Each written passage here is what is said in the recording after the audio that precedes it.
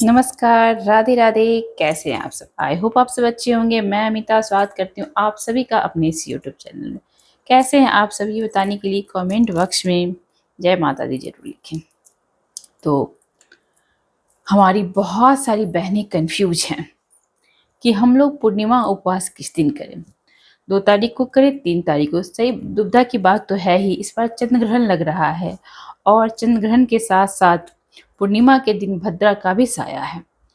और आप लोग जानते ही हैं जैसे कि होलिका दहन, जो कि होली का सबसे महत्वपूर्ण त्योहार है।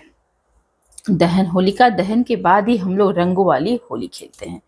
तो इस बार चंद्र ग्रहण से और भद्रा होने से बहुत दुविधा उत्पन्न हो गई है।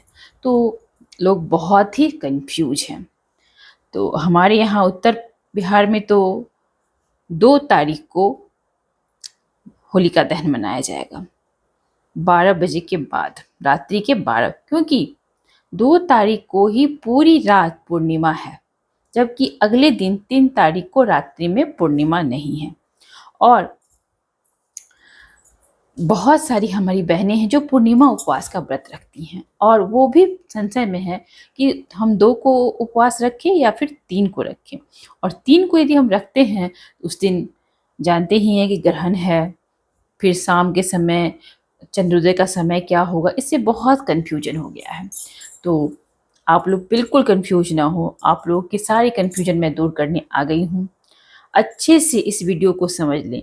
ऐसे तो बहुत जगह 3 तारीख को भी होलिका दहन किया जाएगा, पर ऐसे हमारे यहाँ उत्तर प्रदेश, बिहार में 2 तारीख को ही होलिका दहन किया जा रहा है, क्योंकि एक तो 3 तारीख को मंगलवार है और दूसरे में उसी दिन चंद्र ग्रहण भी लग रहा है और फिर भद्रा भी है। इसलिए भद्रा सब और चंद्र ग्रहण को देखते हुए हमेशा जो होलिका दहन होता है वो पूर्णिमा के दिन होता है।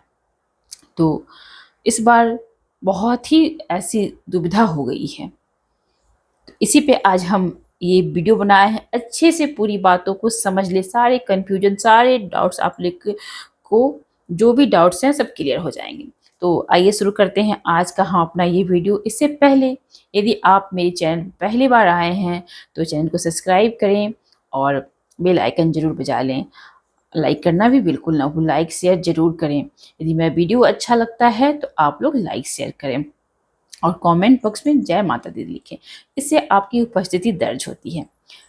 तो आइए शुरू करते हैं हम अपना आज का ये वीडियो होलिका दहन और पूर्णिमा के बारे में कि किस दिन हम लोग व्रत रखेंगे, इन सब को क्लियर करते हैं।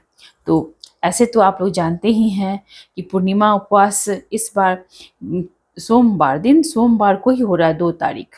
तो उसी दिन शाम के 5 बजे से पूर्णिमा तिथि शुरू हो जा रही है और अगले दिन 3 तारीख को 5:25 में ये समाप्त हो जा रही है।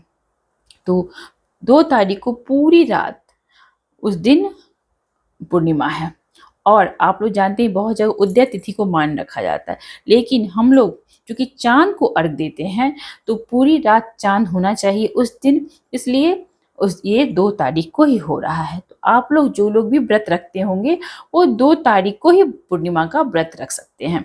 अगले दिन 3 तारीख को आप स्नान दान कर सकते हैं, क्योंकि उस दिन भी उदय तिथि में पूर्णिमा है, तो उस दिन आप स्नान दान कर सकते हैं।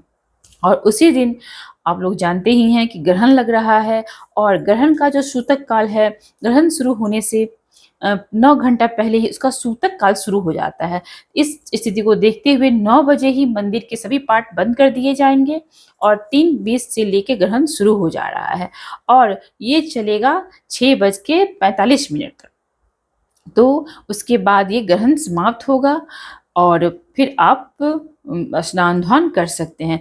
आप लोग ये बात ज़रूर जान लें कि ग्रहण शुरू होने से पहले और समाप्त होने के बाद हमें स्नान ज़रूर करना चाहिए। और होलिका जो होलिका दहन होता है, तो आप लोग जानते ही हैं होली के बारे में, ये कहानी प्रहलाद के बारे में। इसलिए जब होलिका जल जाती है तब भी हमें अपने घर की साफ-सफाई करनी चाहिए, क्योंकि ये बुराई पे अच्छाई की जीत है। आप लोग जानते ही हैं कि लोग प्रहलाद को मारने के लिए षड्यंत्र रचा गया था और जब प्रहलाद बच जाते हैं तो हमें वो होलिका जो जलाया जाता है उसके बाद हमें अपने घर की साफ-सफाई ज़रूर करनी चाहिए। तो ये आप लोग देख लें कि आप लोग के अकॉर्डिंग, आप लोग के शहर के अकॉर्डिंग ये कब मनाया जा रहा है। ऐसे हमारे यहाँ हमारी तरफ ये बस 2 तारीख को मनाया जा रहा है।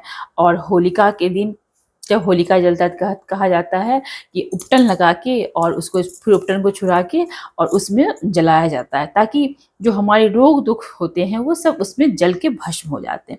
तो ये भी उपाय आप कर सकते हैं, आजमा के देखें। माने हमारे बड़े बुजुर्ग ऐसा कहते आए हैं, तो आप आजमा के ज़रूर देखिएगा।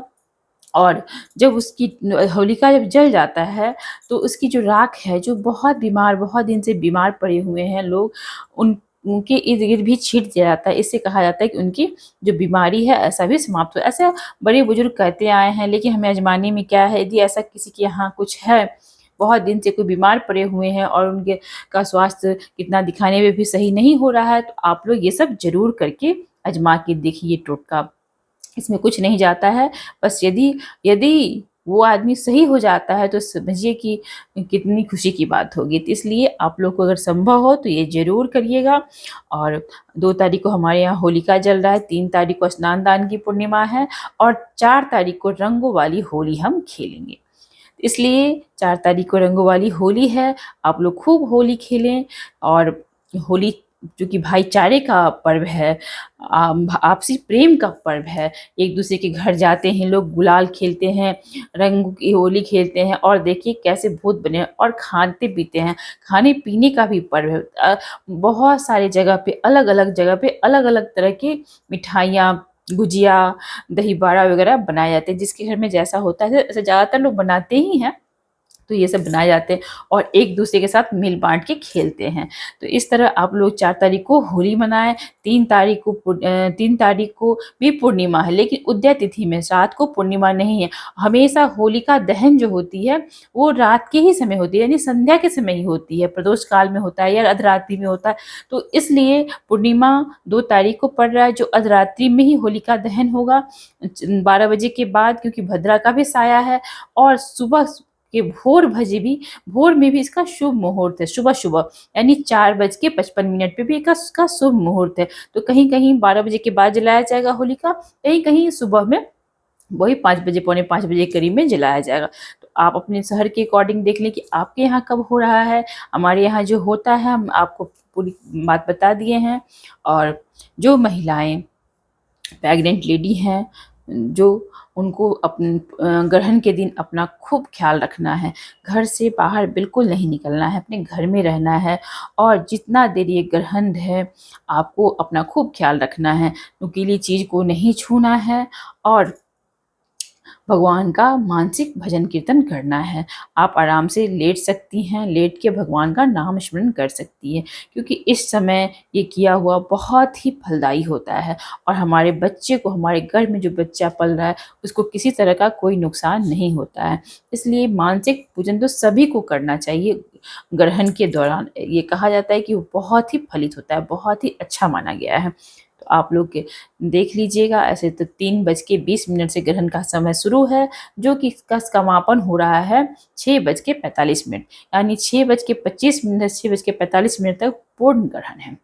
उसके बाद आप स्नान-ध्यान करें, ग्रहण शुरू होने से पहले और बाद। स्नान-ध्यान का विशेष ख़्याल रखें।